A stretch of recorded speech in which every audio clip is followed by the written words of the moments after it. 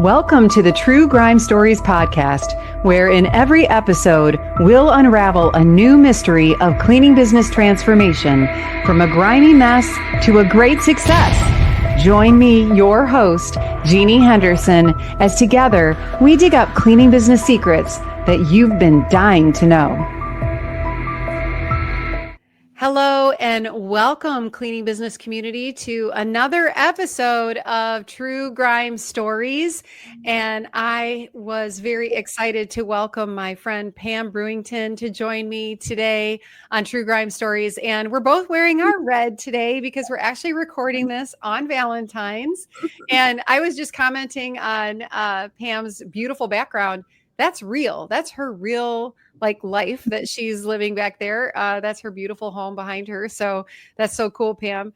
Thanks for being here. And I wanted to share with you a little bit about Pam. So she is the owner of Terry Lynn Cleaning Services in Longmont, Colorado. That's kind of like halfway between Denver and what's the other one?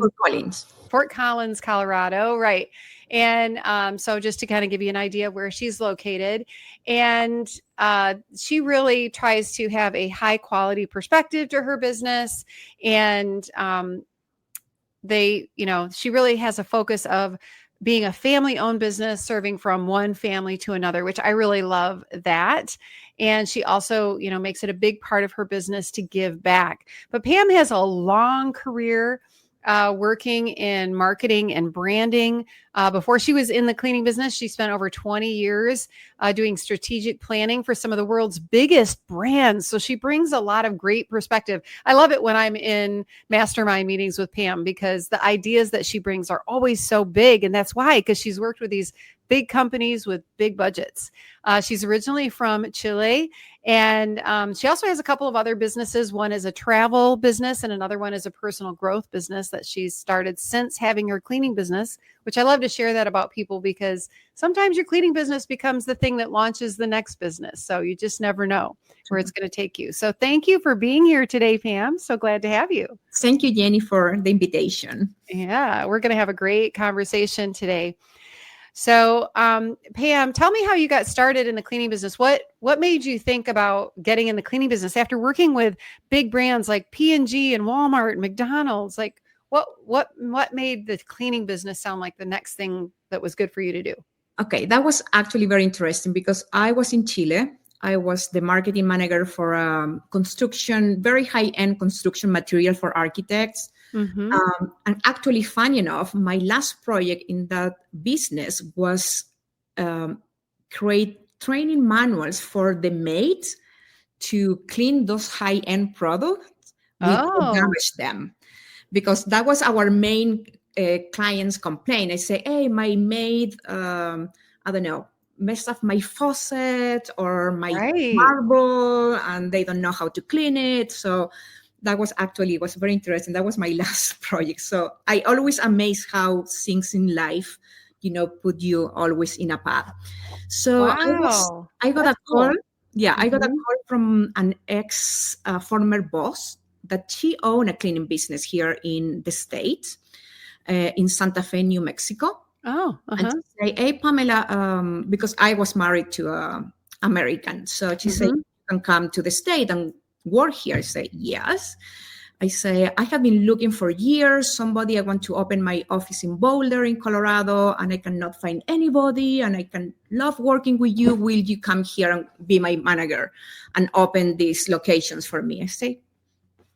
I look in the map and say, okay, yeah. Okay. Boulder, I mean, I Google Boulder. I say, okay, looks fine. Nice. Mm-hmm. So why not? So I did it.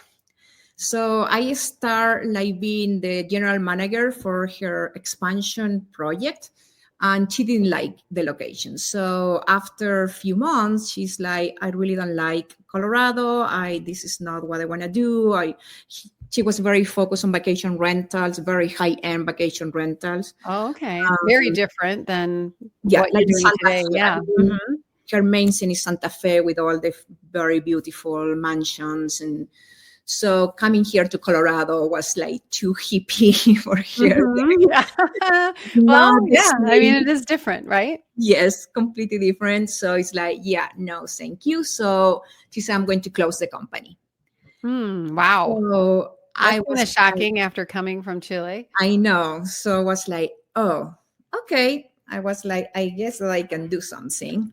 So I went to the biggest client that we have here. That was the biggest realtor, very high end realtor. That she also have very nice vacation rental properties. And I went to talk to her. I say, we're closing the business. I'm very sorry. And she looked at me and say, well, you don't keep the business.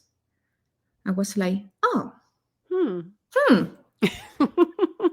actually, why I don't keep the business? Right. So I talked to my boss and friend. I said, are you sure you're never going to back to Colorado? Do you mind if I start this in my own? She said, oh, please go ahead. I mean, I'm never going to back to Colorado. So I started. And I started with like one client, one cleaner. I figured it out super, super fast. Yeah. And what year was that? That was in 2018. Okay. So 2007 years ago. Yes. And so tell me about like your growth then from that point. How did it go? Like, Yes. what were you learning in those first couple of years? Yeah, the interesting part is like, because my background was in corporate world, what I figure out is like the industry was very, very have very low standards. Right. And Yeah. was not professional at all. So it was very easy to make a difference. So I started using very professional process and system marketing. And it was very different. So that was a very big advantage for the business.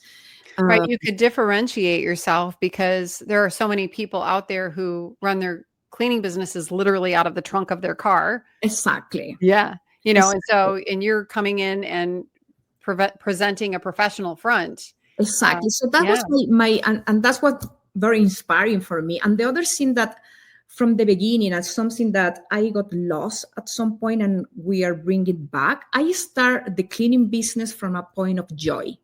That's what I wanted to bring from day one. That's what I actually is very funny because my corporate color is a hot pink and I hate pink. Oh my goodness. But I picked that color because I want to force myself to bring like the love, hot love, happiness, to my people, to my clients. And that's what I really started that business. Wow, that's funny that you picked a color that you don't even like. Yeah. And especially I did it because when my former boss say like, I hate color, was all full of hate. I mean, really, I felt that I don't like it. I don't like these people. I don't like the city. So I was like, I don't want that. Right. You had to flip the script. Like, I mean, exactly. Right. And people can feel it. If you don't love your business. Yes. Right. People are going to feel that. So you're in business, you're building your brand. You're differentiating, you're in a new city, you're in a new country, basically. So what, this is Grime Stories. So, what was the point where you kind of felt like you were stuck in a grime scene? Like, it doesn't have to be like when you first started, but where your business got stuck and you were trying to figure your way out. What is, one of those points in your business? Because usually we know this after we've been in business for a while, there will be more than one grime scene. Yes. Right? I was going to say that. I think I did more than once. Right. I think the first one was the develop of a team. I was like working with one manager and we all like hit our roof, so was that moment to understand that I need a different structure and I need a different level of people, because there are people that I have, they were not, they don't have the willing to keep growing. Yeah. If their mindset is limited about what you can accomplish, it limits everything. Yes. That's one thing. The other thing I think that for me was very important is when I understand at some point that I was the bottleneck of my business. Oh, So wow. I Yeah. was totally involved, and I saw that I can do better than anybody else in marketing, in finances, in sales, in even if you send me to clean a house, I can clean it better than anybody else. And I realized that, okay, stop. That's So give me an example of, when that became very evident. And I think a lot of us do become the bottleneck and we don't even realize we're doing it. yes. So when was like an eye-opening moment when like, oh, it's me? Yes, I think because I very intense, so and I love perfection, so I push people too hard. Hmm. So I can start seeing it in the environment of my people. I say, okay, this is not fun anymore. We lost the joy, but Mm-hmm. that was my responsibility. It's nobody else. I'm doing this, so Mm-hmm. I realized that I need to step out and put a very big space between me and the business. And so where was that first place that you kind of stepped back? Like, what did you let? Because this is something that entrepreneurs really struggle with. Because we come in and we're wearing all the hats and we Mm-hmm. think we're the best at Yes. everything, because we don't know any better. We're the ones that built Mhm. this business. And so what was that first thing that you handed over that you delegated? Because people really struggle with that. Yes, it was all the relationship with the cleaners. That was Okay. the relation and the administration with the cleaners. Mm-hmm. So, managing your cleaning team, Yes, hiring your cleaning team. hiring, Mm-hmm. firing, training, everything that have to do with managing the cleaners. Okay. Yeah. And I think that's one area that, probably a lot of people struggle with because we are not, we're not born knowing how to manage others, right? We can Mhm. hardly manage ourselves sometimes. Yes. And then to be able to manage the group dynamic and all of that. So did you create a position for that? Yes. So I have like operations managers, and that was the first part that I delegate. Mm-hmm. That's And great. And then so how did you set that person up for success? was working a lot directly with me. We try to send the person to do a lot of training, but also I think it's like more. I think the part that was more hard for me because I'm a control freak. Okay, so Mm-hmm. I think that the part for me was like most hard is let the other person to become with their own ideas and their own projects and really open my mind to love them To more love than other people's ideas. yes, instead of Yeah. either like judging or criticizing or thinking like this should not be done and let them fail, let them to make mistake and just be there to pick them up. Yeah. Oh, that's big. I know. That's a really it's a big thing because it's so easy. I mean, I can catch myself like people are telling me an idea and in my mind all the arguments against it already start up.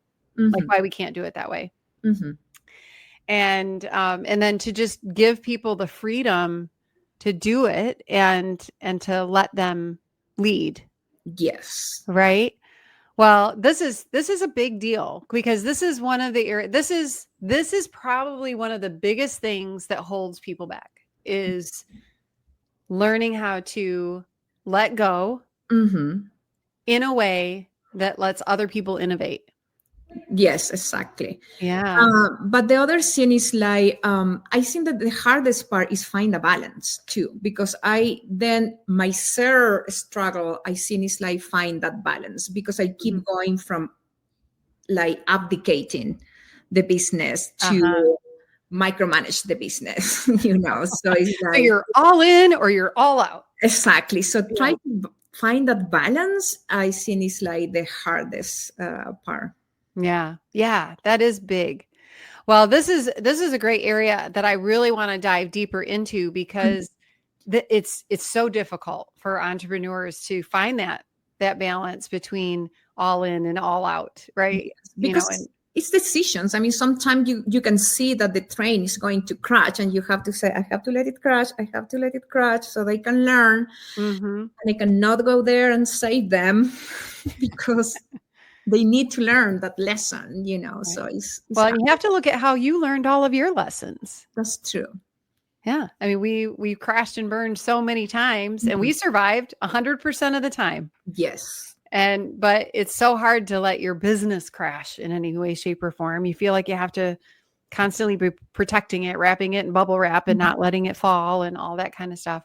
Well, let's take a break right here. And I want to come back and dive deeper into this. But before we do, I want to share with people about an upcoming live event where you can learn more about how to grow your business at CBF Live. So watch this. After 9 incredible years, it's the grand finale of CBF Live. We're going out with a bang and you don't want to miss it. Join CBF founder Debbie Sardone and hundreds of cleaning professionals for 3 game-changing days packed with insider strategies, powerful networking, and exclusive tools to take your business to the next level. This is your last chance before CBF Live is gone forever. Use my discount code in the show notes and save $100 on your ticket to CBF Live 2025. Yeah, so anyone who's watching, if you want to learn more about how to run your cleaning business more efficiently, please join us at CBF Live this year. I hope to see you there. And let's get back to talking with Pam Brewington with Terry Lynn Cleaning Services in Colorado. So excited to have you with us. And Pam, you were sharing about how, to really grow your business, you realized you were the bottleneck. In more than one situation, and that you had to step back. But then there's this balance between stepping all the way back or being all in. So how have you found that balance between micromanaging and then just completely abdicating from your business? Yeah, I think what had worked for me is I work very, very well. I think one of my strengths and skills is work like a mentor in one-to-one with people. So I think that I switched from being a boss to really be a mentor of key people in my company. So I'm having it's not like a business policy process and system, how you run your business with your key leader. It's more like how I develop this particular person, and how I have to be different with another person because they have different personalities, they have different skills, they have different goals, they have different interests. So I think that's for me, had working very well. It's like the key. So it's like they call me not like I'm the boss. They call me, hey, can you give me your advice or how I can do this or how I can do this better? I'm stuck with this. It's like more like a mentor relationship than like being a boss.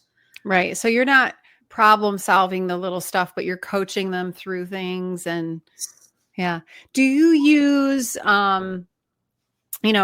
what's your kind of communication rhythm with your team look like? You're at, a pretty large size business. You're in the, top probably 1.5% of all cleaning businesses in the country.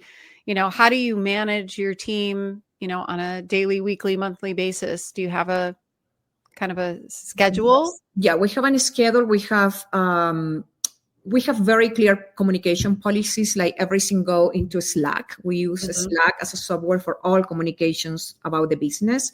I am only in the important channels, only in the channels like have to do with the key leader team. I'm not in any other channels. I moved myself before I was in everybody and I cannot stop myself. Yes, it's so hard to not chime in, right? If you're seeing those conversations. Like, for example, each cleaner, they have their own private channel. So if they have question or anything, I am not in any of those channels. So I'm only with the key team. That's one thing. The other thing is like we keep cell phones and texts only for emergencies. And that is super sacred for us. So if any of my people call me to my cell phone, Even if I'm here in an interview with you, I'm going to stop and I'm going to answer because I know that it's an emergency. Right. Yeah. And they know that, but they will never call me to say, hey, do you know what? I was thinking about this. It's like, let's go for a Slack, Right. That's so good because I think it gets muddy, messy. Yes. And you have so many different Channels. channels. Then you don't remember what did you talk to them. You want to go back and check something. And then for meetings, we have 2 meetings away. One is the whole team. We have a meeting on Tuesdays that is more, it's like more me coaching them. So And that's your leadership team? yes. Okay. So I pick a meeting or a topic every week, and we just talk about things that are important for their growth or about a big project that we are working on it. But it's like more high level conversation. And then on Fridays, we have a meeting that is for planning the next week. Oh, nice. And check our metrics. So it's very important because it's important that we are all in the same page, that we have all the same priorities. It's not like one person is working in one thing and the other in other, and there's like not clear with the priority that we have as a business. So we are all aligned, and they have to also report if they did what they say they're going to do for this week. Just give them accountability. Right. Yeah. And so Tuesdays and Fridays. Yes. And then for the team, for all the cleaner technicians, we have a weekly meeting, but that meeting have nothing to do with cleaning or with admin or with anything. It's just that meeting where we add value to their life. So in each meeting, we teach them something different. So we have professionals that come to talk to them. It's more like life skill. We have, like, for example, the police department go there and say, hey, this is what you can expect is the police stop you, in the street. This is what you have to do. This is how you have to act. We teach them how to drive in the snow, how to be prepared, how to do their taxes. I mean, everything that have to do with life skills, nothing to do with work. That is so cool. I mean, the job is adding value to their lives in such a big way. I can only imagine that people on your team are going to look back 10 years from now and think, wow, I learned that back when I worked at Terry Lynn, and how cool is that to think how you can impact people's lives that way. And who plans those meetings? That's very interesting that you asked, because one of the key positions that I have in my company, one of the leaders is actually a psychologist, and his position is actually a happiness manager. Oh. And his job is just make sure that every person is performing at their best, and everybody is like really communicating from the inside this joy and this happening that is like part of our branding. So he's the one that plan all those meetings. So he really is in touch with all our staff, make sure that he understands what we need, what we are, what they're the difficulties that they're having at the moment, what their challenge, what their fears. And he's the one that planned all those meetings. That is so great. Wow. So I do want to kind of talk about the results that you're experiencing now that you've kind of made this jump. But I know that I'm thinking of the questions of the people who are listening to you right now. And I know people are probably dying to know, like, what your structure is then now that you've created this team. You create this other level of management so that you can be, coaching your team instead of like in the day to day. So what's the structure of your leadership team? Oh, okay. That's a very good question, because I made the mistake in the beginning where I have one person, like a very key important person managing everything. And then that person failed or that person leave, and was like, oh, okay, this is a big fault.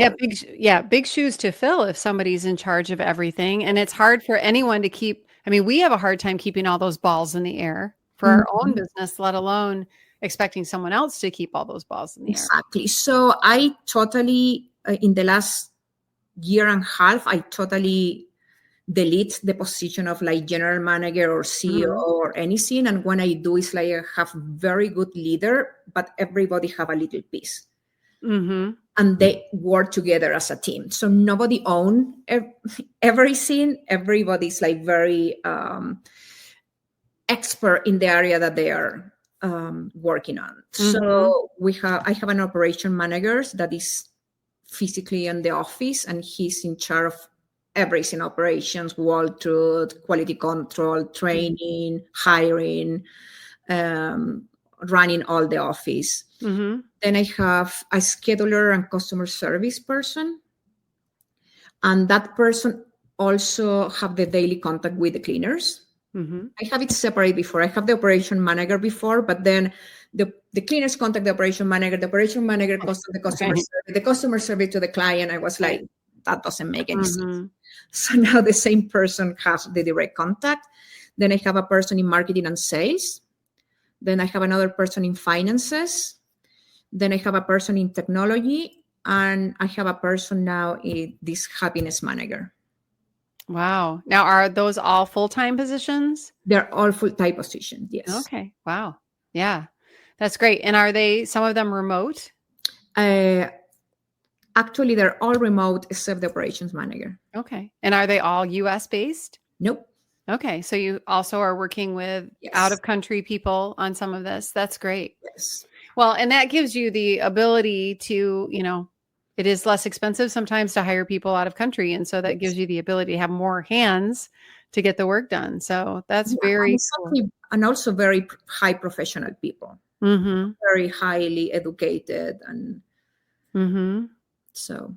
Yeah, there's so much great talent out there. And it's so cool that we really aren't limited to the people in our community. There's just, people everywhere. Like my amazing Chris, who's my assistant, who's here with us today. So, there's just people everywhere who, can help you work and grow your business. And they don't necessarily have to be in the US to do that. So that's really cool. And the key with that also is like, if one person fail or one person quit or something, it's very easy I can step up and take care of that little piece, anytime, without have to create any chaos, and very easy to replace too.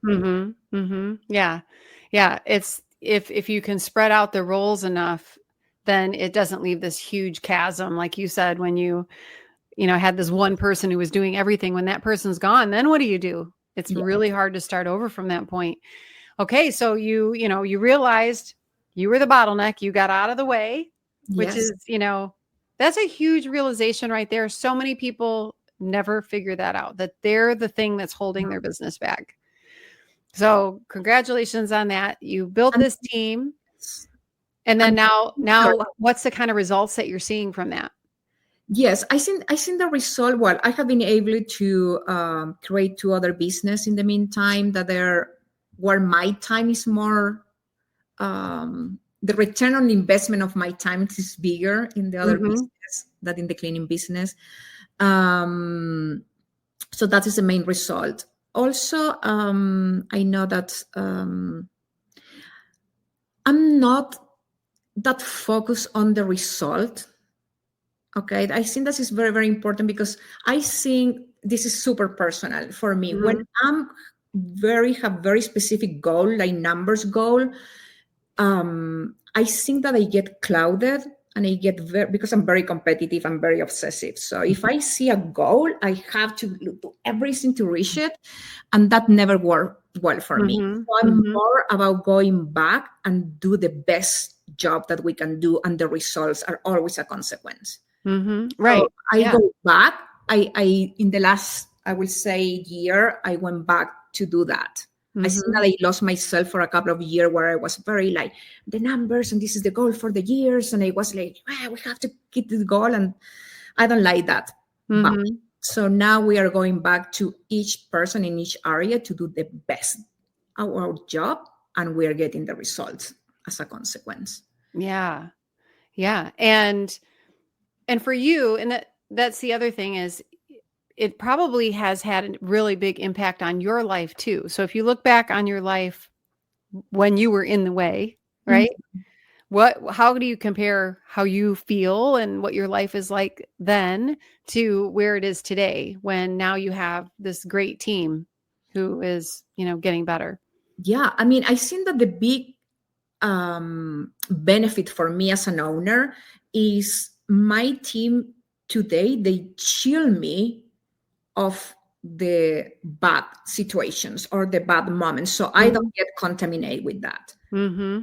And I think that is very, very important, because when you are there on the field, or you are like in your business every day, and you people like us, when we're business owner, we get very frustrated with very little things, because we want Fixate on them. yes, Yeah. we want perfection and we want to fix them.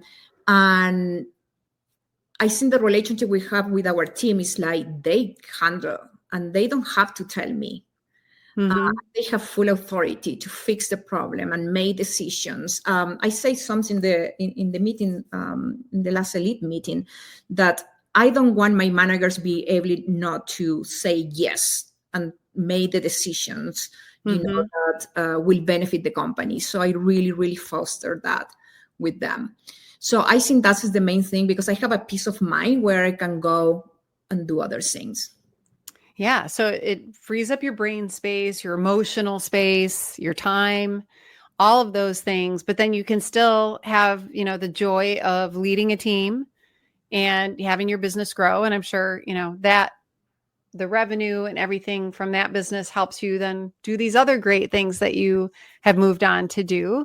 So congratulations. And Pam mentioned that we are in a group called CBF Elite, which is a mastermind group that we've been part of for a couple of years, with other cleaning business owners who've grown their business to this size. Mm-hmm. And it's interesting that, and we were talking about this, it was about a year ago, I think, Pam, we were talking about in Elite, we were talking about how even at this level, you can like run into a wall or a ceiling. Mm-hmm. You think, oh, I've made it. My business is twice the size that I ever could have possibly imagined. But then there's a whole new challenge that you're going to run into at that level, Yes. managing that different size business. And, there's just all new challenges that come. So I love being in CBF Elite with you and all of our other elites. It's just, we all need a community, no matter what level we're at. Mm-hmm. It's just so important. And coaches, Yes. to just kind of keep us moving forward. And I've learned so much from you. Every time you talk, I learn something new. So thank you so much for sharing all about your experiences. That was so good. I think a lot of people are going to look in the mirror and say, am I getting in the way? Yes. After listening to you, because I think that's one of the last places we look, but it's often the first place we should look, right? Yeah. And the other thing that, now that you mentioned CBF too, for me, what is very important is like, I think that with the CBF model that is brilliant, you can have a very good business that is, pretty much self-running. So you can really use your brain and your resources in create something different, in something new. So that's what I'm right now. I'm kind of like bored with my cleaning business. So it's like I'm trying to focus my energy in more research and development inside of the cleaning business. So my brain is right now is like how this is going to look in 20 years, how this industry is going to be, what I can be doing today. So I'm one of the leader person that is going to be leading the whatever cleaning revolution in the next 20 years. I love that. So that's what is exciting me right now. I don't want to know more about like the house and the cleaner or the client. It's like, yeah. Well, and I think, you said that you're bored, but really it's a type of fascination though. Your fascination has shifted from the everyday, managing the hours of the business, which is what we do in the beginning. We're just managing hours of time, yes. to being very future thinking. Like how many of us think nobody's thinking 20 years ahead. Most of us don't think 5 years ahead. Yes. And it's going to be cool to watch your trajectory, because it's the people who think that far ahead, who become the, Edison or Tesla of the cleaning industry. And there will be, there's going to be some huge innovations that are coming. We are in the largest, fastest growing segment of the home services industry. There are big things coming in residential cleaning. So it's worth it to be a big thinker. Mm-hmm. Yes. This isn't a business to think small in anymore. I mean, if you want to have a small business, there's nothing wrong with that, right? There's plenty of people who want to do that, but there's so much opportunity to be had. So Pam is the one to watch, everybody. We're going to keep an eye on her and follow your lead, Pam. So thank you so much for sharing your story. If there was one piece of advice that you could give a cleaning business owner out there, if it's like you're a second career or third career kind of entrepreneur, right? Mm-hmm. You came out of a corporate career, and there are many of us like that. In the cleaning industry who came out of another career and started a cleaning business. What kind of piece of advice would you give to people who are considering doing that, or, they're just getting started? I will say first, just do it. I mean, it's a very, in general, it's a very easy business, but I think that when it is get harder, is always keep the perspective. And I say this always to my people, where it is just cleaning. Okay? And I think that we never have to forget that. We are not neurosurgeons. If we made a mistake, nobody's going to die. This is just cleaning. Right. So I think that is very, very important, because sometimes I see a lot of, even in my staff, or I see other business owners that get so intense, frustrated, and Mm-hmm. with everything that is going on, and they're like, doesn't worth it. It's just cleaning. That's right. We can fix this. Yes. Yeah. Oh my goodness. Yeah, that is so good. Bring it down to reality, in that there's nothing that we can't change or fix to make it better. And I love your perspective of just always being better. Mm-hmm. That's the huge opportunity there, is that we can just keep growing and keep getting better, and lead our teams that way. So thank you. That was so good. Well, thank you for being here today, Pam. We really love it. And I know that it's going to help a lot of people out there who are working on their cleaning businesses. And if you're watching us today and you want to learn more about how to grow your cleaning business, I would love to talk with you. So check out our show notes. There's a link there where you can set up a free call with me. I'd love to learn about your business and how we can help you grow here at True Grime Stories. And be sure and check out our show notes too, to check out Pam's business, Terry Lynn Cleaning Services, and learn more about that. And Pam, thank you so much for being here. Mm-hmm. Yeah. And we look forward to seeing all of you next time on True Grime Stories. Make sure you subscribe, download, and share this episode. See you soon. That's a wrap on today's True Grime Stories. Thanks for joining us in uncovering the secrets of cleaning business success. Don't forget to subscribe, share, and download, and check out our show notes for links and info from today's episode, and to learn more about our sponsor, Cleaning Business Fundamentals. Join us next time as we solve another True Grime story.